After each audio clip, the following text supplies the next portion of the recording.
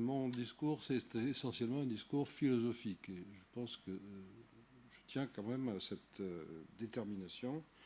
D'une part, parce que, vous savez, les problèmes de la philosophie sont des problèmes,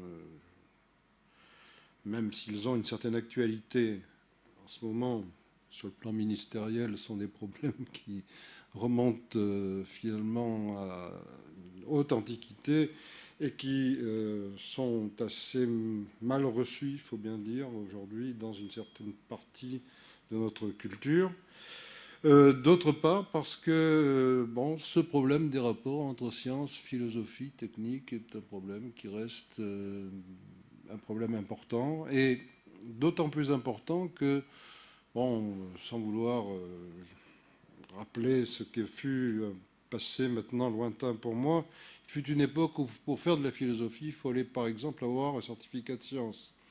Et réciproquement, d'ailleurs, d'une certaine manière, il y avait une interpénétration qui, d'ailleurs, se fait aujourd'hui, par exemple, en médecine, alors qu'elle était pratiquement complètement abandonnée, ce qui fait qu'on a des cloisonnements, on a des spécialisations qui font que, par exemple, lorsque l'on est universitaire et que l'on veut faire un cours d'épistémologie, eh bien, il faudrait faire en fait deux cours, c'est-à-dire un cours pour d'abord dire un petit peu de science à ceux qui sont là pour nous entendre, et puis un deuxième cours pour essayer de réfléchir dessus. Ce qui rend évidemment, compte tenu des moyens dont on dispose et des horaires dont on dispose, notre tâche complètement impossible. Je crois que là aussi, c'est quelque chose qui me tient à cœur, c'est pourquoi je tenais à en parler d'emblée. Disons que l'aspect encyclopédique, qui était celui, disons, de l'âge des Lumières, même si nous avons les moyens de peut-être le remplir sur un autre plan, par le biais de techniques qui sont des techniques extrêmement performantes, eh bien, a peut-être été perdu en esprit. Il suffit peut-être pas d'avoir les moyens pour que les fins soient réalisées. Bon, j'arrête là ce préambule. Je voudrais simplement donc vous dire en deux mots, parce que je pense qu'autant poser finalement le cadre de ce que sera mon intervention, que j'essaierai d'adapter au temps dont je dispose. Bien, je partirai de la notion d'homme ou d'animal-machine, ce qui n'est pas exactement la même, en partant, disons, de la manière dont Descartes l'a posé. Pourquoi ? Parce que finalement, on s'aperçoit que les gens qui sont arrivés après Descartes, en quelque sorte, ont eu pour premier souci de se situer par rapport à lui, et d'ailleurs la plupart du temps contre lui. Et donc, on a là, si on peut dire, une sorte de, on pourrait dire, de passage d'un paradigme à un autre, si on voulait parler comme Kuhn, ou d'épistémée à une autre, pour parler comme Foucault. Mais il y a une rupture, il y a quelque chose, et il y a un point carrefour, et ce point carrefour, je voudrais le poser. Essayez de le poser, et essayez de le lire également, donc à travers une première perspective, disons la première partie de mon intervention sera d'ordre historique, c'est-à-dire j'essaierai de poser quelques repères dans le temps concernant une machine qui me tient à cœur, et finalement Descartes ne faisait pas la différence, employait à peu près indifféremment les deux termes, c'est-à-dire l'automate. Or, il me semble que la notion d'automate est une notion qui mérite justement qu'on la considère dans son histoire et dans son expression philosophique, historique et philosophique, bien entendu. Alors, dans la deuxième partie, eh bien, ce que l'on essaiera de voir, ce que j'essaierai de voir très rapidement, c'est si finalement le problème qu'a posé Descartes est un problème qui ne reste pas finalement encore actuel. C'est-à-dire, est-ce que nous avons véritablement, malgré les moyens dont nous disposons, dépassé sur le plan philosophique la problématique cartésienne? Voilà, en gros, si vous voulez, les deux aspects. C'est-à-dire qu'en fait, un premier aspect qui sera un aspect beaucoup plus historiciste, il est très difficile donc de parler de ces machines automatiques ou mécaniques sans se référer à cette expression historiciste et donc sans poser un certain nombre de repères de ce point de vue-là, mais également en essayant de voir s'il n'y a pas quelque chose qui est d'ordre synchronique, s'il n'y a pas une structure qui permet justement de gouverner un certain nombre de métamorphoses philosophiques et scientifiques de l'automate que l'on peut retrouver. Et finalement, selon un certain nombre de registres selon un certain nombre de discours, à la fois discours du réel, mais également discours du symbolique et de l'imaginaire sur ces questions. Alors, voilà, la machine témoin, donc, la machine choisie pour tenter cette petite expérience, et donc l'automate. Alors, on sait que Descartes, je vous le disais, ne distingue guère machine et automate. Évidemment, la notion d'automate est une notion qui remonte beaucoup plus loin, au moins sur le plan, par exemple, du golem hébraïque repris par Mering, qu'on peut retrouver. Il y a toute une mythologie de l'automate. Mais on lui attribue généralement la paternité d'une image qui va parcourir le développement des sciences à la fois physiques et surtout biologiques, à partir de cette définition de l'homme-machine, ou plutôt du corps-machine, parce que toute l'ambiguïté de Descartes est là, en fait. C'est-à-dire, parle-t-on d'homme, parle-t-on de corps, et parle-t-on d'animal-machine. Donc, si on prend les premiers termes du traité de l'homme, eh bien, on a une étrange formule. Voilà, je vous la cite. Je serai amené à faire quelques citations. Je vous demande de me les pardonner, mais je pense que parfois on ne peut pas faire autrement. Je vous donnerai toujours les références. Je suppose, dit-il, que le corps, il dit bien le corps, il dit pas l'homme, le corps n'est autre chose qu'une machine de terre que Dieu forme tout exprès pour la rendre la plus semblable à nous qu'il est possible. En sorte que non seulement il lui donne au dehors la couleur et la figure de tous nos membres, mais aussi qu'il met au dedans toutes les pièces qui sont requises pour faire qu'elle marche, qu'elle mange, qu'elle respire, et enfin qu'elle imite toutes celles de nos fonctions qui peuvent être imaginées de la matière et ne dépendre que de la disposition des organes. Bon, c'est une étrange formule, en fait, si on la regarde de près, une étrange formule qui paraphrase, en fait, le texte de la Genèse, où on lit, eh bien, Dieu a dit, faisons l'homme comme à notre image, à notre ressemblance. Et une étrange formule, car si on la prend à la lettre, elle signifierait qu'une sorte d'image de l'homme préexiste, en quelque sorte, à l'image que Dieu lui-même crée. Ou alors, bien que le corps serait comme une sorte de simulacre de l'homme, qu'on aurait une sorte de point de vue matérialiste, qui serait semblable à un simulacre au sens où Épicure parle de ce terme dans la lettre à Hérodote, par exemple, ou alors que, ce qui n'est pas à exclure peut-être, le corps n'ayant qu'un caractère mécanique, il ne serait qu'animal. Ce que d'ailleurs les lettres à Gibieuf, à Rénéry pour Polo, à Morus de Descartes semblent confirmer, mais à l'aide d'un autre critère, d'un nouveau critère qui va intervenir, qui est l'absence de langage animal. Alors, oui, en fait, ce dont on peut s'apercevoir dans un premier temps, c'est que corps humain, animalité et machine participent en fait d'une sorte de même deuxième monde, en quelque sorte, selon une expression forte du dualisme cartésien et de la séparation entre corps et esprit. Un monde qui est bien réglé d'ailleurs, qui est remonté comme une horloge, et l'image n'est pas du tout innocente de cette époque,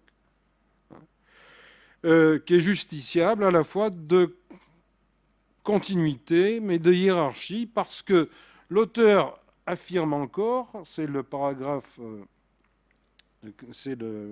dans la quatrième partie des principes, le paragraphe 403, eh bien, j'admets ne reconnaître, dit-il, aucune différence entre les machines que font les artisans et les divers corps que la nature seule compose, sinon que les effets des machines ne dépendent que de l'agencement de certains tuyaux ou ressorts ou autres instruments qui, devant avoir quelques proportions avec les mains de ceux qui les font, sont toujours si grands que leurs figures et mouvements se peuvent voir, au lieu que les tuyaux ou ressorts qui causent les effets des corps naturels sont ordinairement trop petits pour être perçus de nos sens.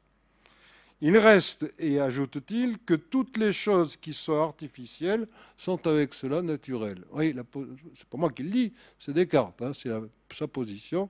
Toutes les choses qui sont artificielles sont avec cela naturelles, car par exemple, lorsqu'une montre marque les heures par le moyen de roues, des roues dont elle est faite, cela ne lui est pas moins naturel qu'il est à un arbre de produire ses fruits. Fin de citation. Oui, donc, je vous en prie. Je suis trop près? Non, non, ça va. Merci. Donc, chaque mot, disons, en ces phrases mériterait d'être considéré. Ce qui est évidemment pas possible, mais en fait, ce qui est intéressant, c'est le mot nature, qui est employé d'abord comme un attribut corporel, puis ensuite par glissement de sens, comme désignation d'une fonction. Et Descartes, on le voit, peut passer sans remords de la machine à l'automate, sans totalement remettre en question la priorité de l'esprit sur le corps, naturel, artificiel ou vivant, c'est-à-dire animal. Et si on en restait là, si vous voulez, on aboutit à une sorte de conception très, très forte du dualisme cartésien. L'esprit d'un côté, le corps, l'animal, le vivant, la machine, tout ça est du même registre.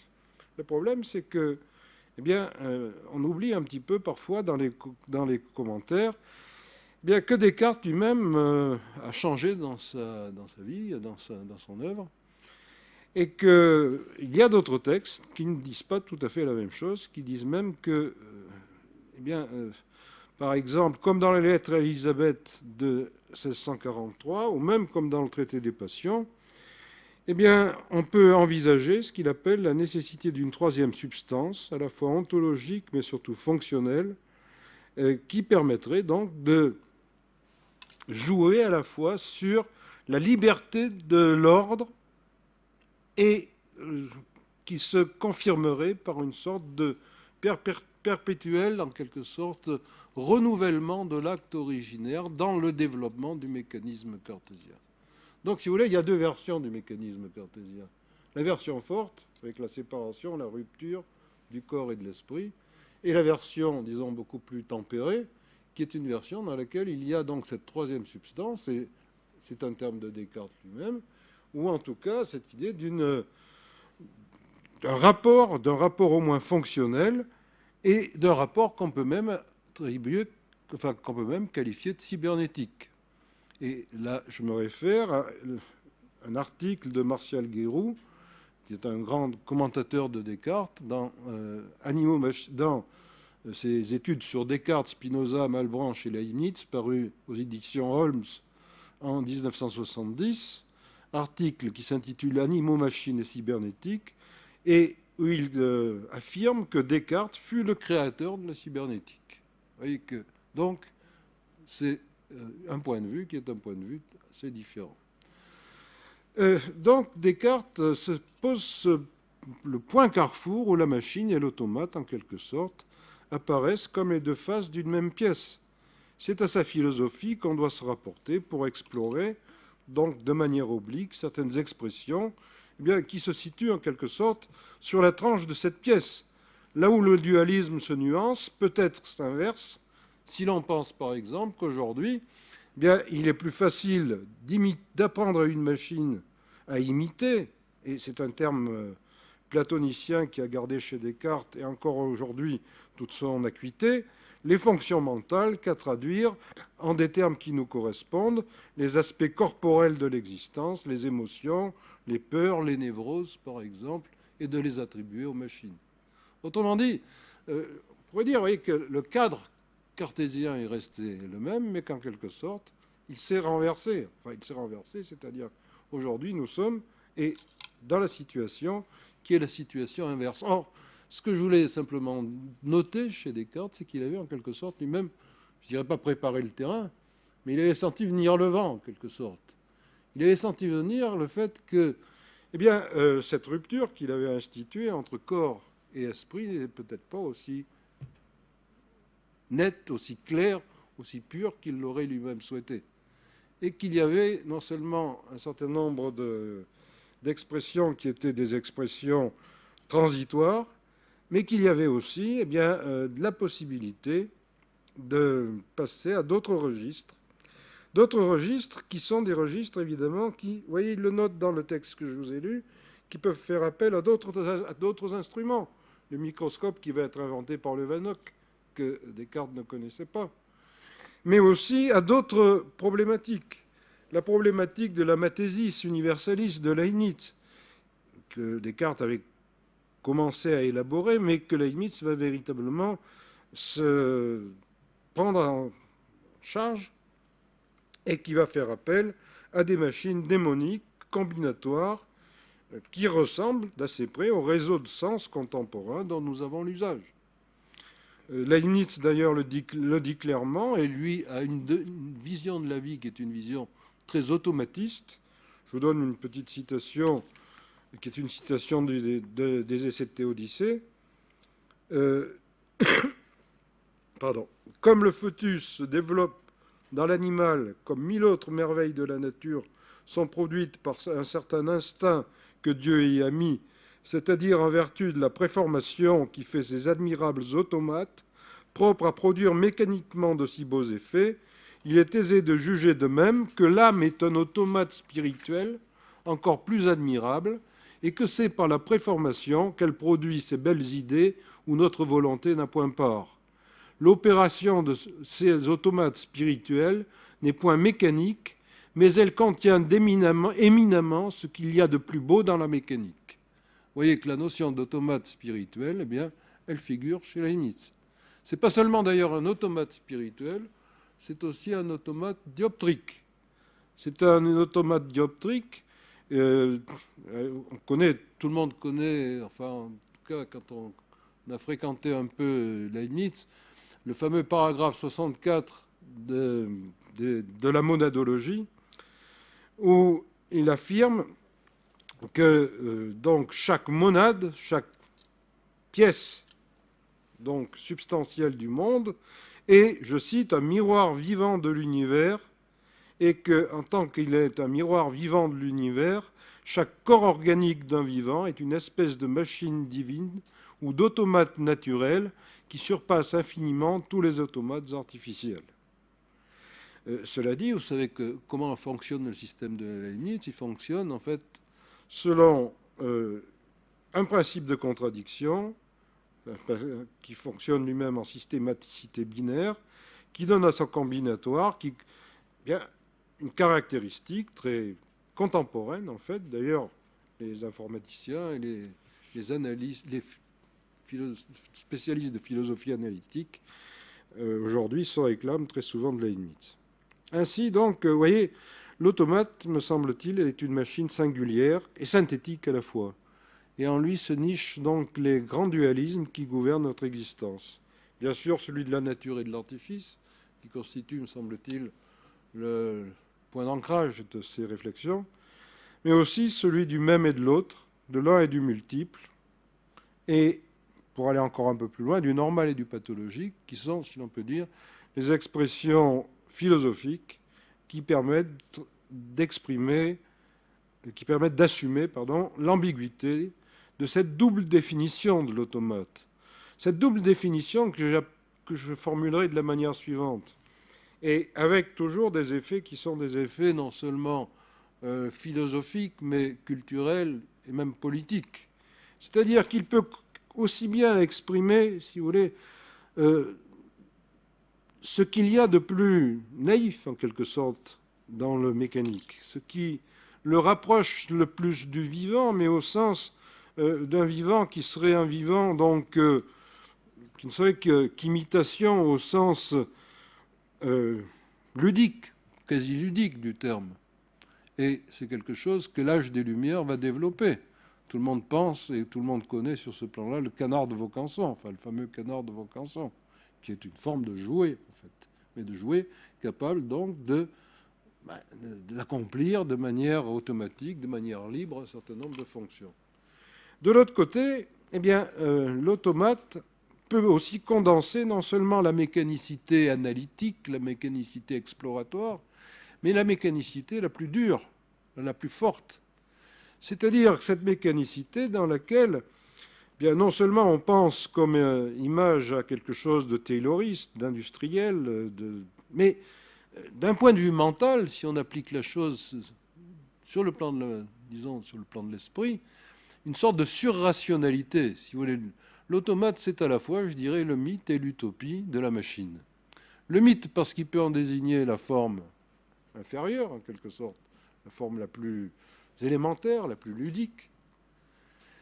Et de ce point de vue-là, c'est vrai qu'on n'est pas très loin du vivant ou de choses de ce genre, mais également, eh bien, la forme la plus rigoureuse, la plus surrationnelle, c'est-à-dire en fait un dieu anthropomorphique sans doute, mais qui ressemblerait d'assez près parfois à quelques Big Brother, au sens d'Orwell, dans 1984 d'Orwell.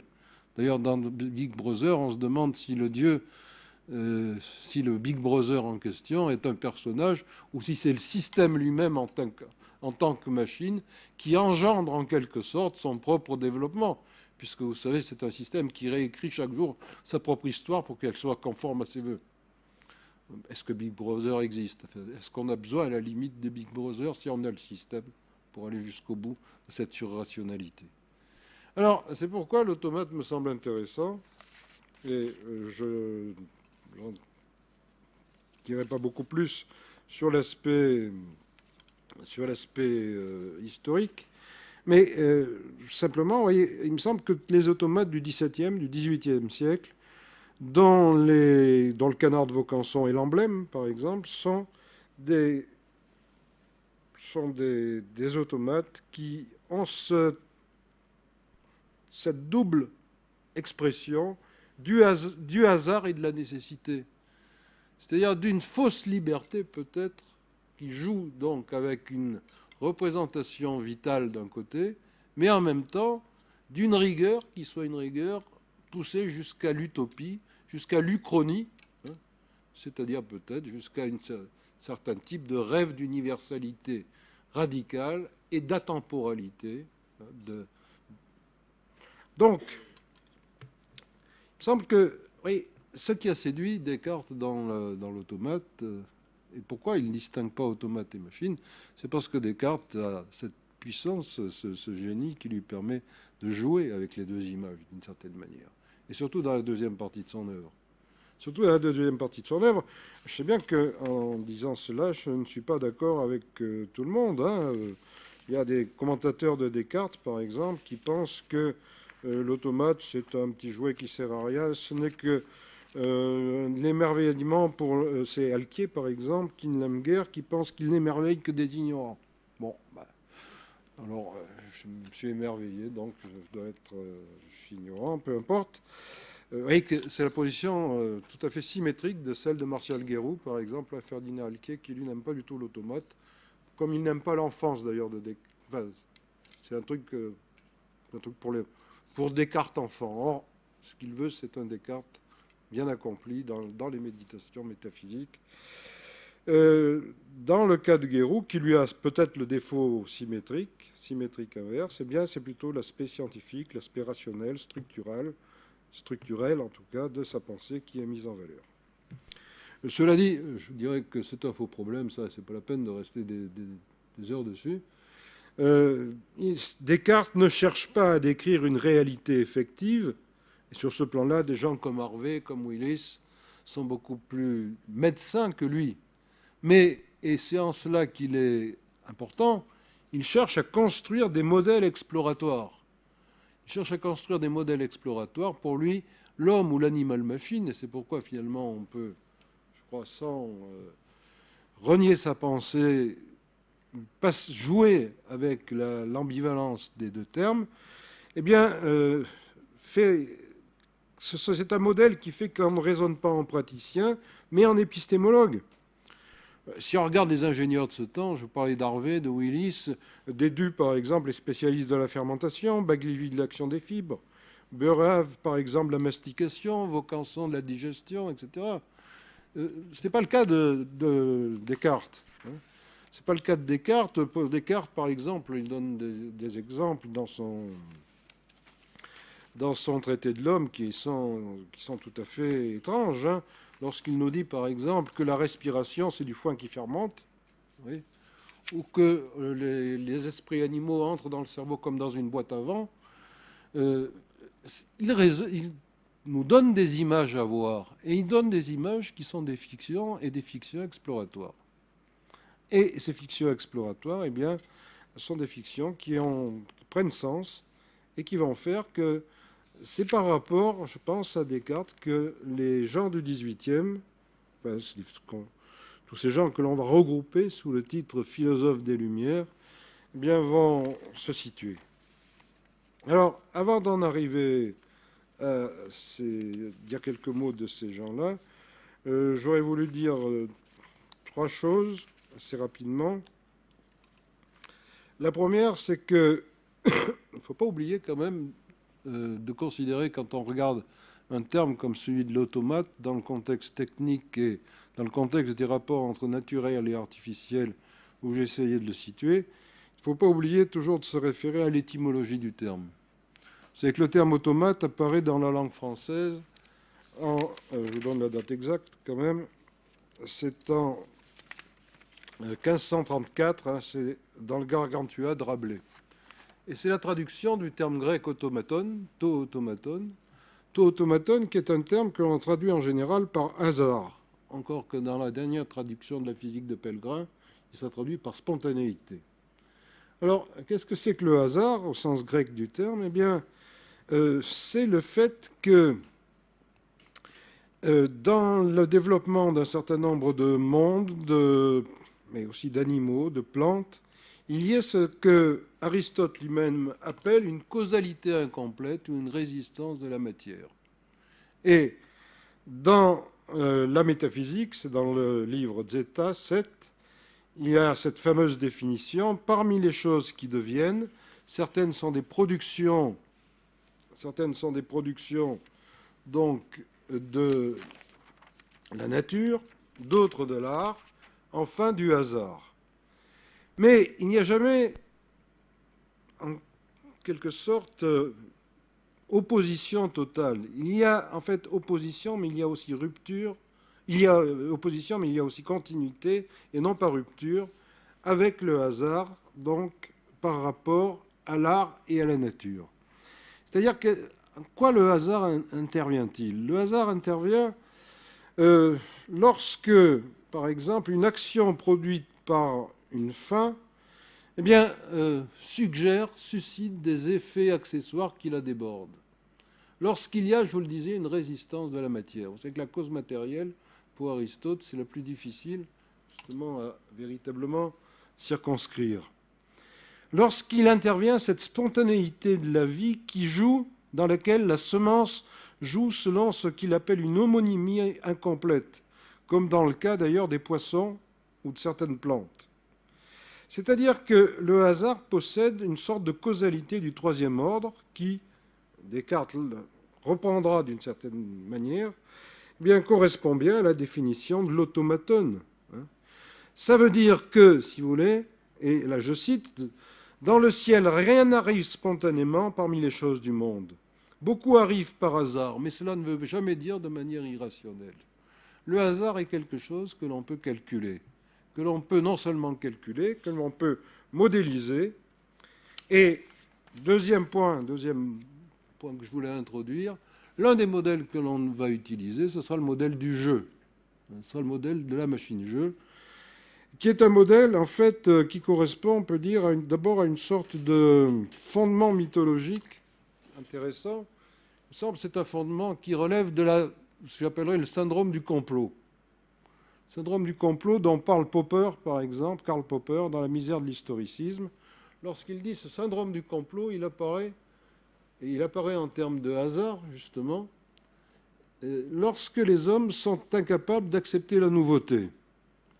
Ils répondent à la guerre, à la misère, par un syndrome du complot qui est constitutif de l'explication, donc de l'inattendu, par l'inexorable. C'est-à-dire, lorsqu'un événement n'entre pas dans leur causalité directe, eh bien, qu'est-ce qu'ils vont faire? Ils vont faire appel à un complot fomenté par les dieux. C'est le mécanisme très automatique de la raison inquiète qui, pour se désangoisser, en quelque sorte, pour oublier son angoisse, va en quelque sorte la transposer, la transférer sur une causalité extérieure. Et c'est sur ce plan-là, vous voyez, qu'on va retrouver cette notion par laquelle, en quelque sorte, l'art et la nature ont en quelque sorte avalé le troisième terme, l'indéterminé. Ils l'ont avalé parce qu'ils l'ont transféré, en fait, sur le plan de cette causalité externe. Si vous en voulez un exemple, c'est celui d'ailleurs que donne Popper. Il dit la guerre de Troie, cette fameuse guerre de Troie qui a fait chanter Homère, était un épisode tout à fait mineur, une petite guerre commerciale entre deux cités rivales. Mais dans la mesure où les hommes l'ont vécu d'une manière qui est une manière qui n'entrait pas dans leur catégorie, eh bien, ils ont préféré envisager un complot fomenté par les dieux, ce qui a permis d'ailleurs toute la mise en scène, toute la problématique qui fait intervenir, d'ailleurs, je note au passage, un quasi-automate avec le cheval de Troie. Le cheval de Troie, qu'est-ce que c'est? Sinon, une sorte d'automate. Vous voyez donc, on voit que, eh bien, dans tous les cas, cette notion de jeu est une notion fondamentale. À travers elle, on retrouverait évidemment, on verrait comment la définition d'Aristote, cette définition donc nous amène à comprendre comment, par la cause accessoire, la cause accidentelle, la résistance de la matière, etc., comment, en fait, c'est l'indéterminé qui nous convainc de l'ordre. Et c'est ça, en fait, fondamentalement, si vous voulez, que l'on a à travers le rapport entre la machine et l'automate. C'est l'indéterminé qui nous convainc de l'ordre. Que ce soit de manière psychologique, avec l'exemple, ou psychosociologique, avec l'exemple que je viens de vous donner, ou que ce soit eh bien, à travers une interprétation, disons, plus causaliste, qui reprendrait les définitions du hasard, justement, de Cournot ou Stuart Mill, c'est-à-dire l'intersection de deux séries causales indépendantes. Vous savez que c'est une interprétation, d'ailleurs, qui a été critiquée par Renouvier, par Bergson également, dans l'évolution créatrice, pour qui il n'y a pas de hasard s'il n'y a pas d'intention, il n'y a pas d'intention et surtout d'affection. L'esprit oscille, dit Bergson, incapable de se fixer. Le problème reste insoluble tant qu'on s'en tient à l'idée du hasard comme pure idée sans mélange d'affection. Et finalement, on a bien là le modèle du jeu. Qu'est-ce que c'est qu'un jeu? Eh bien, un jeu, c'est quelque chose qui part d'une définition qui suppose un mouvement autonome, une sorte de causalité intrinsèque, mais cette causalité intrinsèque s'exprime de telle manière que, en fait, à partir d'une causalité, donc au départ quasiment indéterminée, eh bien, si on augmente le nombre des liaisons causales, on les spécifie pour déterminer la fin. D'où la structure de jeu, qui est une structure mécanique. Prenez le jeu de la roulette, des cases dans lesquelles une bille vient se nicher. Prenez les jeux qui sont des jeux symétriques. L'une des plus belles formes pour réaliser cela, c'est la symétrie. Un stade, quel qu'il soit, c'est quelque chose de symétrique. Un damier aussi, un échiquier aussi. Ou prenez les jeux de labyrinthe, dont on a des exemples d'ailleurs avec les jeux informatiques contemporains. Oui, ce sont trois exemples de jeux dans lesquels on a ce rapport entre la cause et la fin, qui est un rapport donc où on voit comment eh bien, l'homme-machine dans ces situations eh bien, va réaliser que l'automate peut être à la fois le plus parfait des serviteurs. D'ailleurs, sur le plan du travail, lui-même va s'identifier parfois à cette servitude, ou alors le plus capricieux des maîtres. C'est le Big Brother d'Orwell dont je parlais tout à l'heure. Ulysse, lui, eh bien, c'est pas un hasard, et s'il passionne tant d'ailleurs nos écrivains contemporains. Ulysse, il dispose de ces 1000 ruses pour passer à travers les pièges des dieux et des monstres, parce qu'il leur ressemble un peu. Ulysse, c'est un trickster. C'est un trickster, c'est quelqu'un qui dispose de 1000 ruses pour arriver, justement, à déjouer tout cela. Alors, eh bien, il me semble que cette image du jeu est une image dont on doit se souvenir et qu'il va falloir mettre en considération pour arriver à formuler finalement ce que je voulais dire dans cette partie historique. Je dirais que c'est évidemment quelque chose que l'on retrouve évidemment dans les exemples d'informaticiens contemporains qui sont ceux, par exemple, des travaux de von Neumann et Morgenstern, qui ont exploité, par la théorie des jeux de probabilité, eh bien, les modèles méthodiques de construction d'un réel déjà entrevus par Leibniz, par Pascal dans son triangle arithmétique, par Poincaré également, mais qui font que, finalement, lorsqu'on est dans le domaine de la symbolisation, eh bien, on touche toujours quelque part à ces deux extrêmes. L'ordre parfait ou la singularité irréductible. L'un et le multiple, le même et l'autre. Et que finalement, ce rapport, cet écart entre automate et machine, qui est un écart réel, mais qui est un écart symbolique aussi, et un écart que l'on peut, sur lequel on peut jouer, parce qu'on peut tenir à la fois les deux bouts de la chaîne, est un écart qui permet donc de mettre en ordre, de mettre en œuvre cette question. Le dernier exemple que je donnerai, j'irai très vite, c'est l'exemple du problème de Molineux. Tout le monde connaît le problème de Molineux au XVIIIe siècle. Le problème posé par Locke dans l'essai sur l'entendement humain, c'est que verrait un aveugle-né qui retrouverait la vue. Vous savez que c'est un problème qui correspond à des problèmes techniques à l'époque. C'est le problème de l'opération de la cataracte par Selden. C'est le problème également, si on transpose sur le plan du langage, des travaux sur le langage des sourds et muets de la baie de l'épée, de Pereire, etc. Le problème de Molineux, ce qui est intéressant, c'est de voir qu'au XVIIIe siècle, tout le monde s'y affronte. Tout le monde s'y affronte, Leibniz, Condillac, Lamétrie, d'Holbach, etc. Rousseau, Voltaire, bien sûr. Donc, Condillac, tout le monde s'affronte à ce problème de Molineux. Et tout le monde s'y affronte parce que sous une forme automatique, là aussi. C'est-à-dire à travers cette image qui est la statue de Condillac. Parce qu'en fait, il y a deux problèmes de Molineux. Le premier problème, c'est le problème de l'innéisme. Est-ce que nous avons des idées innées? Et ça, c'est une manière de régler leur compte avec Descartes, hein, pour ces empiristes ou pré-empiristes. Et le deuxième problème, c'est est-ce qu'un sens peut en remplacer un autre? Qu'est-ce qui arriverait si nous n'avions qu'un sens? Est-ce qu'un sens peut déléguer, en quelque sorte, ses capacités à un autre? Je vous signale que là, il y a un très beau roman sur la question, si vous le connaissez sans doute aussi bien que moi, c'est Le Parfum de Susskind. Qu'est-ce que c'est le Parfum de Susskind? C'est un individu qui a un seul sens, le sens de l'odorat, qui est considéré comme le sens le plus bas à l'époque, et qui va être victime, qui a donc d'un ensemble de désagréments qui vont provenir de cette absence. Alors, je voudrais maintenant passer, si vous voulez, à la question lorsqu'on regarde l'ordinateur, c'est-à-dire regarder si cette vision historique sur laquelle j'étais obligé d'aller un peu vite, mais je m'aperçois que j'ai déjà pris pas mal de temps, donc je vais essayer de faire aussi rapidement que je pourrai. Lorsqu'on passe à l'ordinateur, lorsqu'on passe aux machines qui sont des machines, je ne parlerai pas des machines ergonomiques, hein, des machines mises en place par Taylor, par le système fordien, etc., qui sont des panoptiques, en fait, très souvent. Hein. Regardez des villes comme le Creusot, que je connais bien, c'est un panoptique.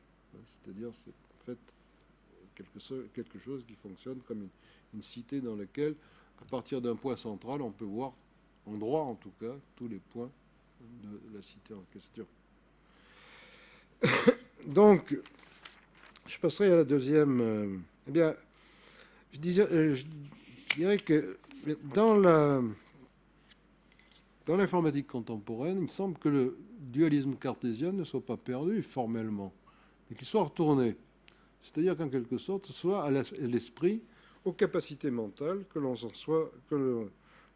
soit adressé. Ce qui n'est pas nouveau, hein. Leibniz, Pascal, on l'a vu. Chicard également, et surtout Babbage, à la fin du XIXe siècle, ont essayé d'intégrer des quantités de manière discontinue à l'aide de relais ouverts ou fermés, de cadrans à plusieurs positions. Également le Mark I, qui est le tank, en quelque sorte, de ces appareils, qui mesurait 10 mètres de long, 3 mètres de haut, qui pesait plusieurs tonnes, pour englober près d'un million d'éléments qui n'étaient pas encore ces tubes à vide qui vont consacrer le caractère électronique de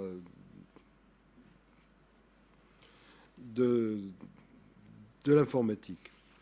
Et qui fait, par exemple, que Philippe Breton l'indique assez nettement, il ne sert à rien qu'une machine effectue plusieurs milliers d'additions par seconde s'il faut des milliers de secondes pour en introduire une. C'est-à-dire que Mark I était une machine quand même relativement lourde et encore peu efficiente. C'est le premier véritable automate-machine, automate intellectuel, automate mental, si l'on peut dire. Bien, c'est la machine de Turing, qui est plus qu'une machine abstraite, parce qu'elle est capable d'effectuer n'importe quel calcul. Il suffit pour cela d'un ruban, de 2 signes, de symboles servant de repères aux mouvements et aux opérations imprimés sur le ruban. Et elle est capable donc de lire, d'écrire, de mémoriser dans son langage la fonction considérée. Le ruban se déplace comme dans un magnétophone et la machine peut calculer. Il ne s'agit pas simplement d'ailleurs d'un gadget technique, puisque c'est une forme systématique qui peut s'accorder avec une autre machine de Turing. La machine de Turing se pose de manière systématique. Bien, à partir de là, on peut s'intéresser à cette question. Est-ce que, en question de la technicité et de la technicité automatique, est transposée du corps, sur lequel on est devenu beaucoup plus prudent, au langage, et surtout, donc, à la dimension mentale de la question. Alors, je ne vous citerai pas, j'avais toute une liste de gens qui se sont occupés de la question. Ryle, par exemple, avec son behaviorisme, le matérialisme de Patricia Churchland, les néo-matérialismes de Davidson, etc., qui veulent tous... En fait, leur problème est toujours le même, c'est réduire en miettes, en quelque sorte, c'est sublimer ou en finir avec le dualisme cartésien. Avec le dualisme cartésien et surtout avec le fait que ce dualisme puisse sécréter cette troisième substance. Or, je pense que, et c'est ça qui m'intéresse, eh bien, Descartes résiste.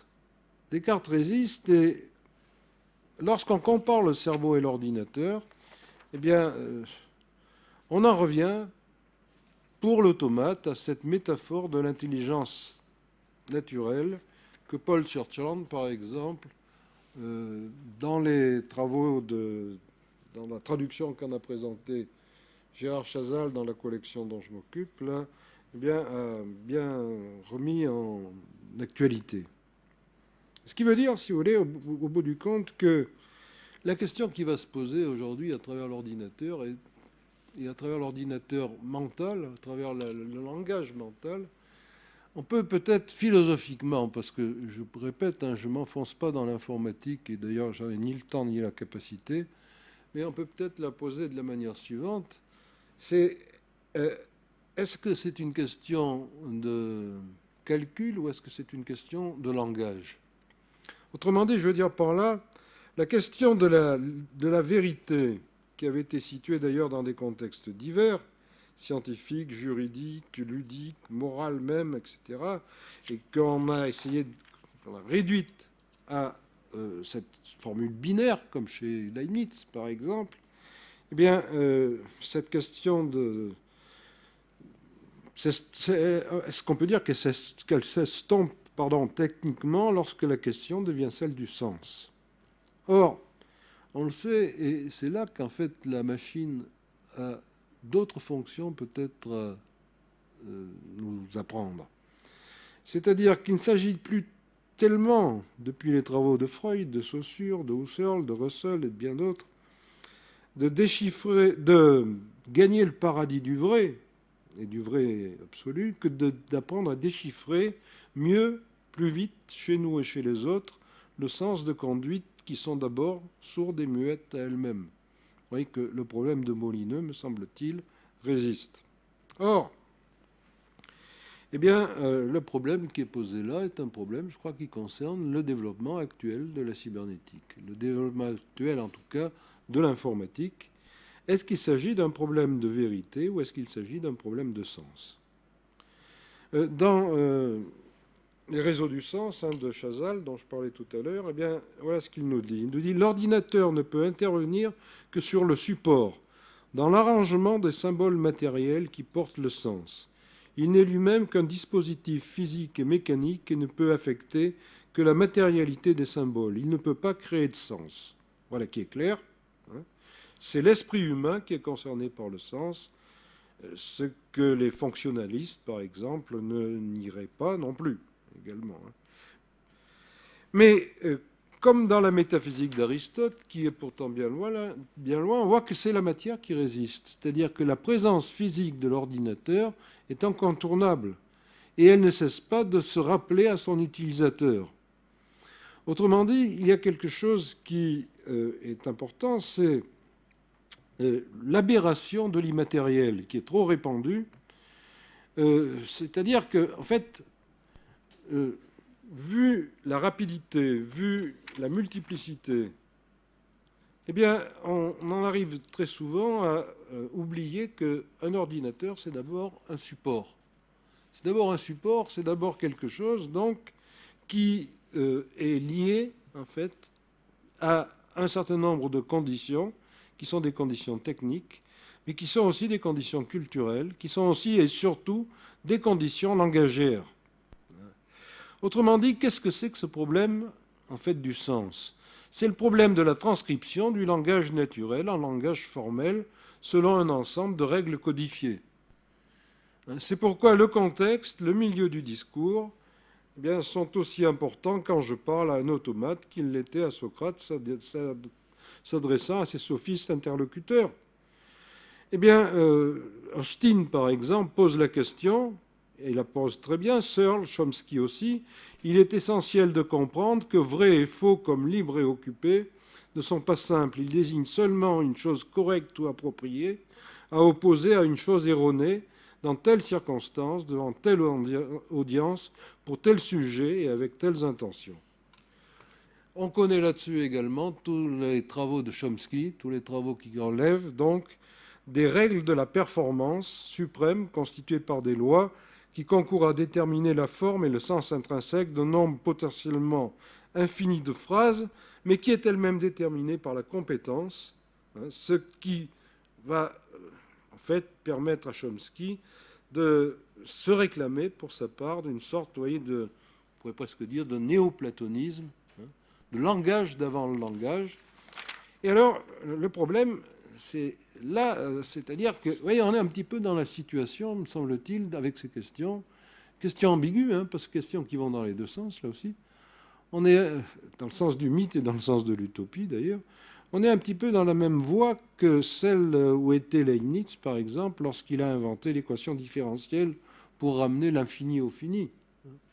C'est-à-dire, eh bien, en fait, l'intelligence artificielle, qui est un terme dont l'usage a d'ailleurs un petit peu estompé les angles, elle semble encore prisonnière lorsqu'elle veut s'assurer de l'exactitude du rapport entre le système symbolique et son objet par des critères qui restent des critères souvent très axiomatiques. Autrement dit, est-ce que nous avons des heuristiques qui sont des heuristiques qui permettent d'être véritablement performantes sur la question?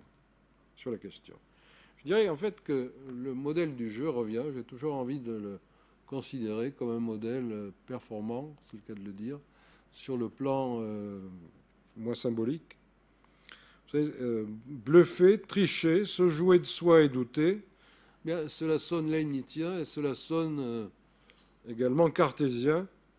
Et c'est peut-être par là aussi que passe la distinction, si elle subsiste, entre l'homme naturel et l'automate, ou en tout cas entre l'homme naturel et la machine. En fait, lorsqu'Edgar Poe, par exemple, nous montre qu'une machine à jouer aux échecs est une machine piégée, parce que quelqu'un est caché dedans, il n'oublie pas de nous dire que c'est pour une raison bien claire, c'est parce qu'elle ne gagne pas à tous les coups. Une véritable machine gagnerait à tous les coups, alors qu'il est arrivé à la machine de perdre. Et il est arrivé... Alors, Leibniz, d'ailleurs, dans sa drôle de pensée, lorsqu'il arrive à la foire de Paris, qu'il voit des automates, pose la question, est-ce que ces automates peuvent tricher? Ces automates à jouer, il pose la question, est-ce qu'ils peuvent tricher? Ce qui montre qu'il avait compris. C'est-à-dire qu'il y a toujours cette espèce de rapport, donc de rapport symbolique, de rapport, disons, de liberté, où on retrouve, vous voyez, toute cette ambiguïté entre la détermination la plus forte sur le plan de l'utopie et finalement le rire, hein, le bluff, ce qui est de l'ordre de toutes ces enfances perdues, en quelque sorte, que la machine récupère par le biais de l'automatisme. Et finalement, de ce point de vue-là, la machine pénètre la sémantique quelque part, elle accède à quelque chose qui relève bien de ce que recourt habituellement le mot signification. On pourra en trouver des exemples chez Minsky, on pourra en trouver des exemples chez Searle, chez Shank également.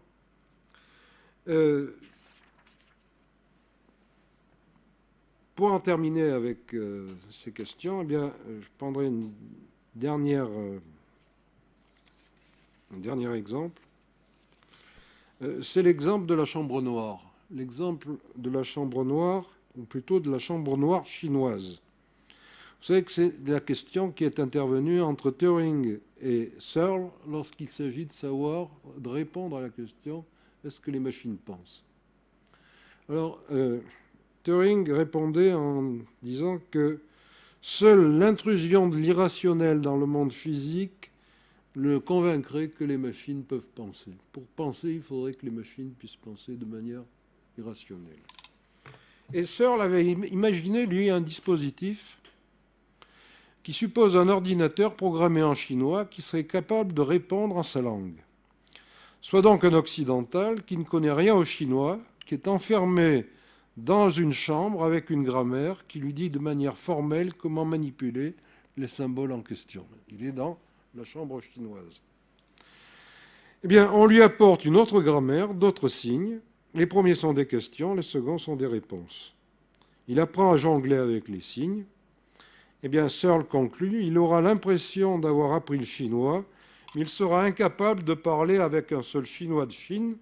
Donc, dit Searle, un ordinateur est placé de fait dans une situation, dans cette situation, et il ne fera pas mieux, loin s'en faut.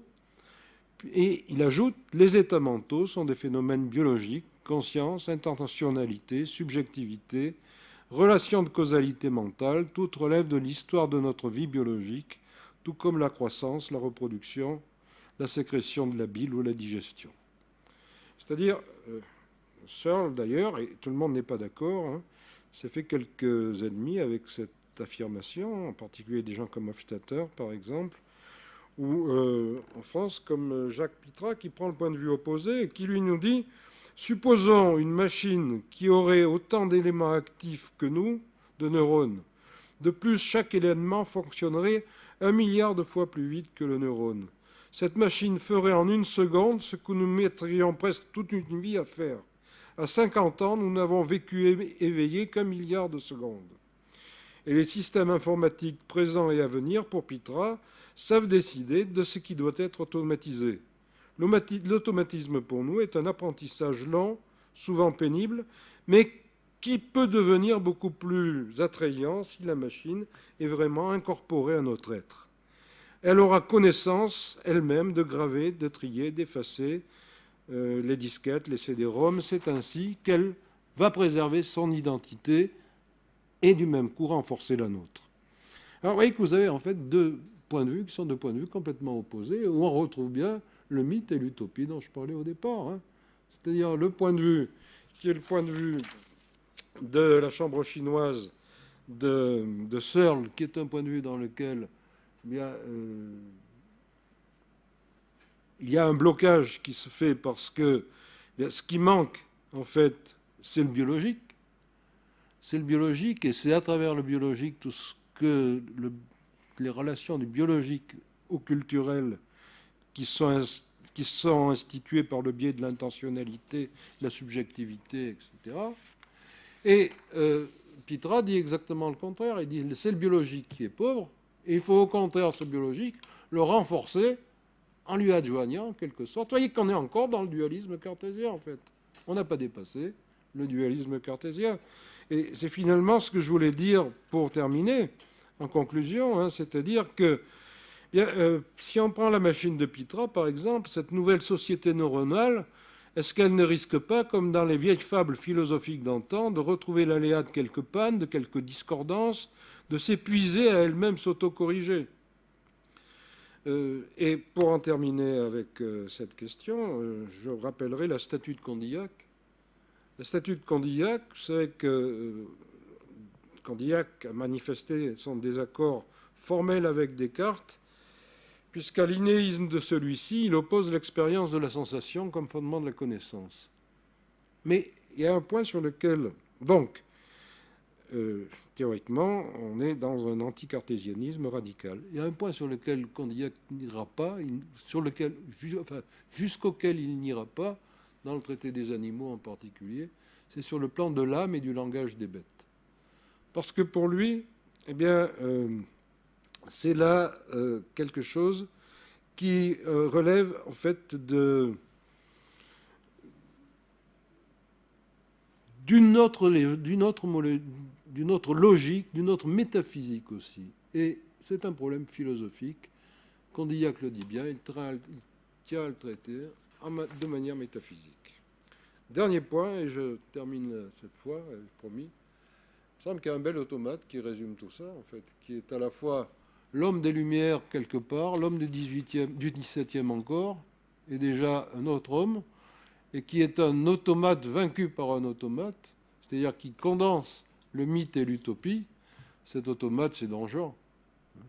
C'est Don Juan qui est l'obsessionnel qui compte les femmes, et qui sera vaincu par un automate plus automatique que lui, en quelque sorte, le commandeur, et qui sera vaincu sur une musique, ma foi, une musique qui montre bien qu'un homme comme Don Juan était un homme qui, même s'il n'était pas toujours capable de clarté, était au moins, comme l'homme des Lumières, capable de distinction.